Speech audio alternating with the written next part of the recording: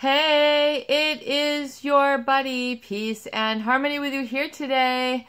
Much love going out to all the beautiful empowered harmonizers. And we are zooming in and focusing in on a great viewer question. And that is what happens when you become who the narcissist is accusing you to be. Oh, this is a biggie. This is a biggie and a goodie. What happens when you become who the narcissist accuses you to be? So we all know that, maybe we don't all know, but we should all know that the narcissist and the malignant narcissist and the psychopath, these problematic, toxic types of individuals, personalities, disorders, what have you, will oftentimes engage in false accusations to control and have power over others. I will say it again. These personality types, in order to have a tool that they can manipulate people with, will oftentimes use false accusations to have power and control over others. Domination, dominion, domineering, authority over others.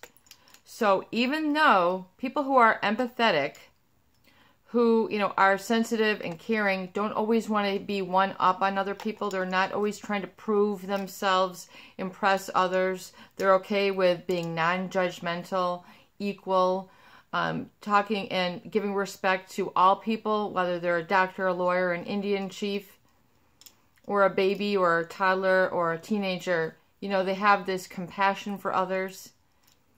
And they enter into, like a ball of silly putty, into relationship with these types who will engage in false accusations, making you feel bad, making you feel horrible, making you feel guilty, making you feel wrong, making you feel flawed, making you feel that there's something, horrible about you. In fact, you are a horrible person is basically the insinuation or the message that the false accusations tend to relay to other people who they are targeting, sabotaging, scapegoating, gaslighting, or brainwashing.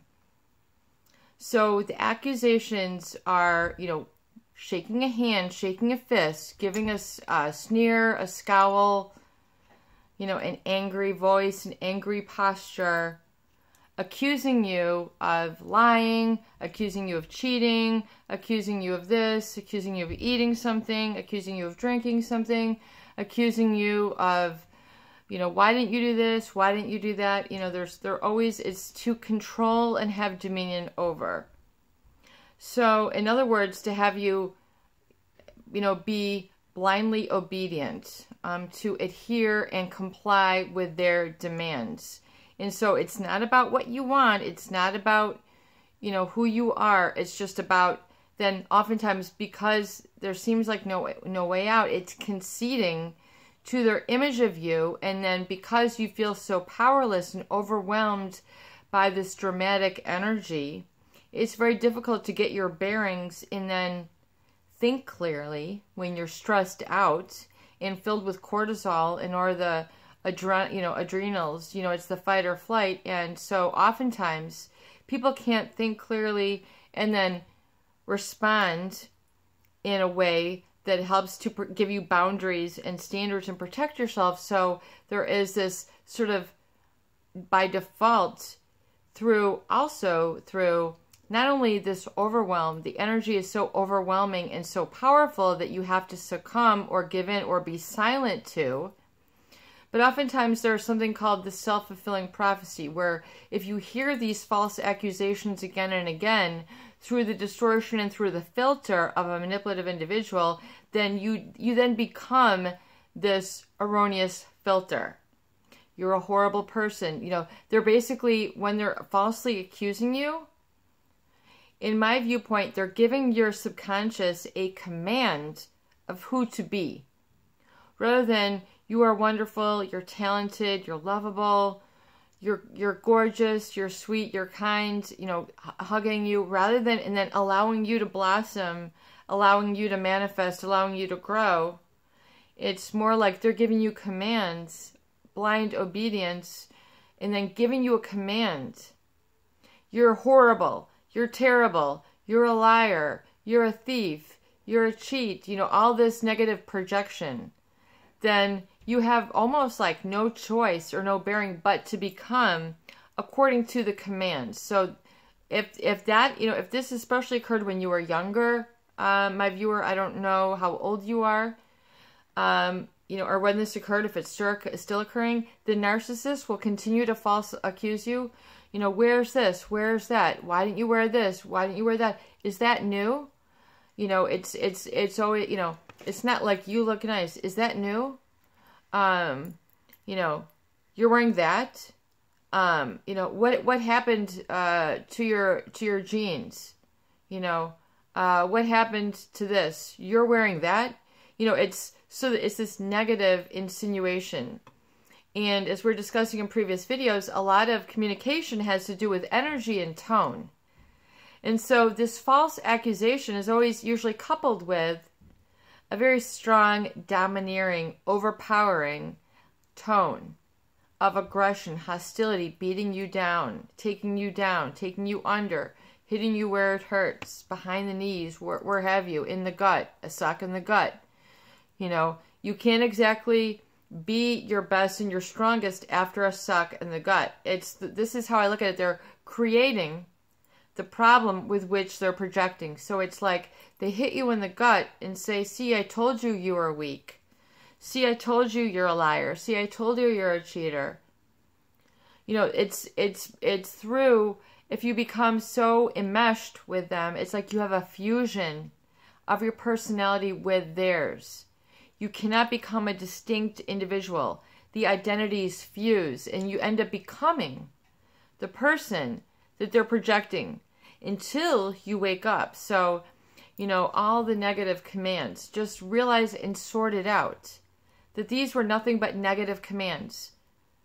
No, you know, that's where you need to then take the helm and not, you know, and then put the brakes on it and then realize what's been embedded in your subconscious. What are the hurts that you're reliving?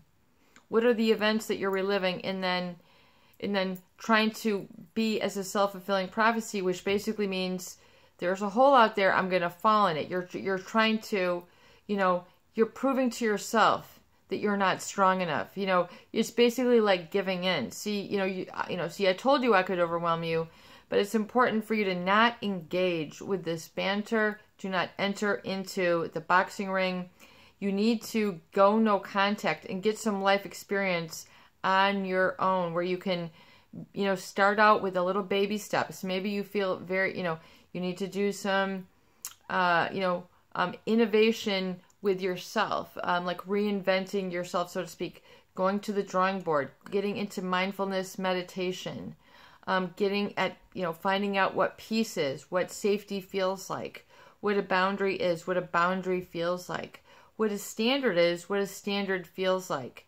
Getting into mindfulness, which means, and metacognition, meaning your ability to think about what you're thinking about. Like you have a higher order of thinking. So it's to say and acknowledge, wow, I really do, you know, cuss too much. I don't want to be that way. Wow, I really have, I lie too much. I don't want to be that way.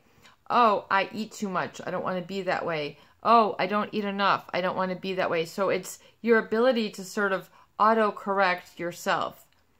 So engaging in that separate and distinct from this person who you feel you've been fused to, enmeshed with.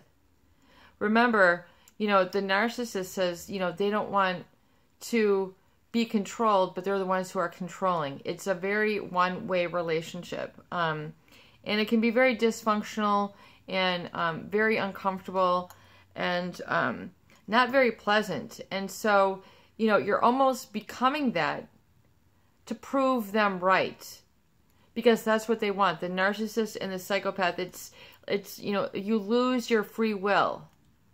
And if you've lost your free will, you know, that's pretty serious when you kind of think about it.